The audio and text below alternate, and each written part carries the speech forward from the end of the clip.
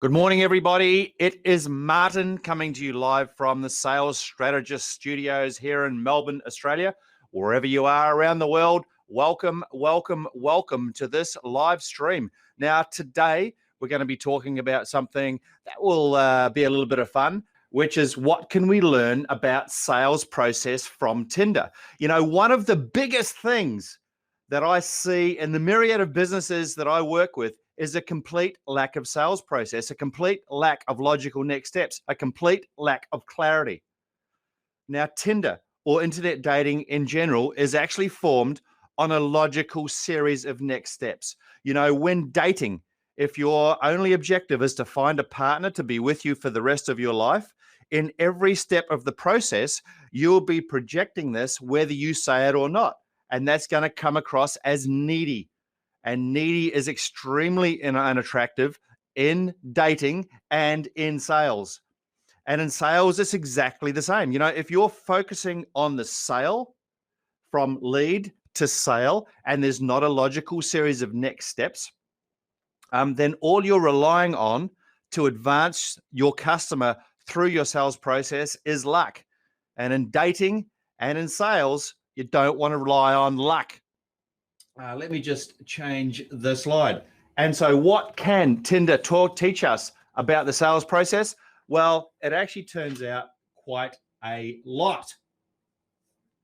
Now, in dating, let's have a look at step number one. So step number one, in dating, before you even put a profile up, you're getting clear on what you're looking for, right? A potential life partner, a friend, a bit of fun, or a bit of fun, whichever it is that you're after. And in sales, what is your avatar? You know, this time of year, I'm working with many clients putting sales budgets into place who will be making up your sales budget in 21, 22. What does the client avatar look like?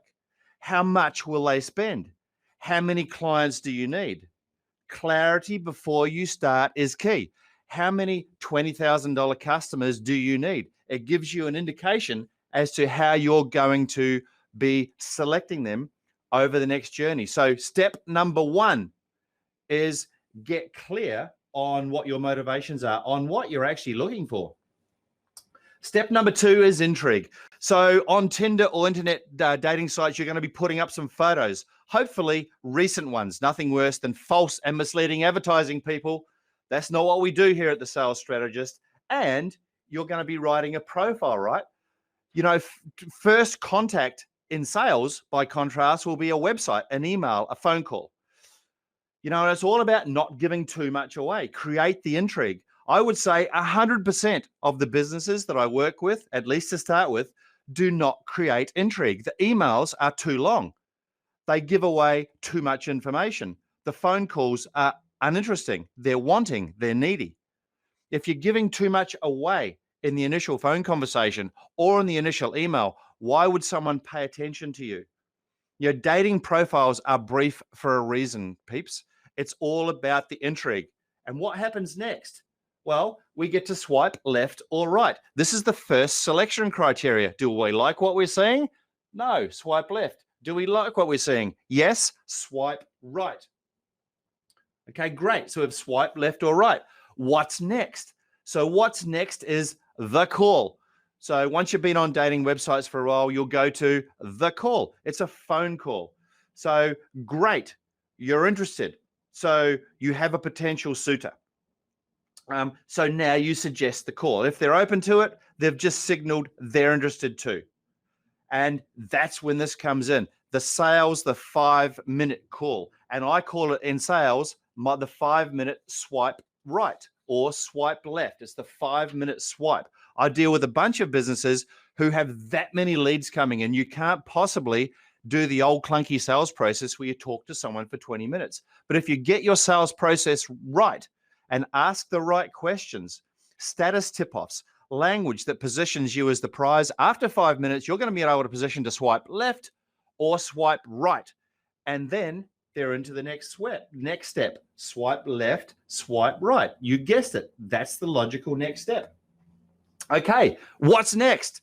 So now you have had a look at the profile, you've had a phone conversation, now you advance to the coffee date. So the coffee date is when you get to know a little bit more about the person, a little bit more about who you're going to be talking to. And it's generally a 15 to 20 minute catch up. You're matching up the profile to the person to see if there's chemistry, to see if you're on the right page. And in sales, it's the 15 to 20 minute pitch. In this pitch, it's where you drill down on the client's pain point or problem and develop certainty in the client's mind that their issue is no big issue for you. You've seen it hundreds or thousands of times before, just like you. This is simple. So their pain point, their problem is simple. The message you're communicating is you have status. You're in high demand. You're choosy. Thinking about that in the dating world, I probably wouldn't mention that you're in high demand. It might come across as a little bit of a big noter. So maybe in the dating world, you'd put out the, hey, look, I'm in high demand. But maybe you would. Depends on what your personality type is, I guess. And what's the next step? You guessed it. Swipe left, swipe right. Can you see what's going on here from a sales perspective, people? Swiping left and swiping right on a potential suitor in the dating industry, which I guess it is an industry, or if it's a potential customer, is quite okay. As soon as you figure out they're not going to be a right fit for your business, it's a matter of swiping. So what's next? What's next is the dinner date. So you get dressed up to the nines, you go to a restaurant, you're committed to the process so far, and now you're just seeing, hey, look, does it feel good? And from a sales perspective, now you're in the full pitch, or maybe you're actually delivering the proposal. And if you're unveiling the investment proposal, this is where most companies absolutely stuff it up. If you're unveiling a proposal, you want to unveil a proposal in person or on Zoom. That's a logical next step. That's a commitment that they've made. If you've made the commitment to put a pricing proposal together and put that investment, then the logical next step for the customer or the dinner date is to turn up for a date so that they can show you can show them the unveiling process. After the dinner date, what happens next? You're swiping to the right yet again. And then you're into the second date. Or from a sales perspective, this is where the final check and balance is. You're nearly there. The person in front of you has got you interested. But now's when you set the expectations. And from a client's perspective, from a sales perspective, this is when you do the onboarding. This is when you're setting the sales process, the expectations, the logical series of next steps. So setting clearly the intentions at the start, what the ground rules are going to be, is essential because that way there's going to be no missteps. There's going to be no miscommunication as you go through the process. And then again, you get to swipe left or right, and then it becomes a match. And you have a customer, and you have a happy customer, and hopefully you have a happy customer for as a period of time. So, guys, that's my take on what can Tinder teach us about the dating. What can Tinder teach us about the sales process?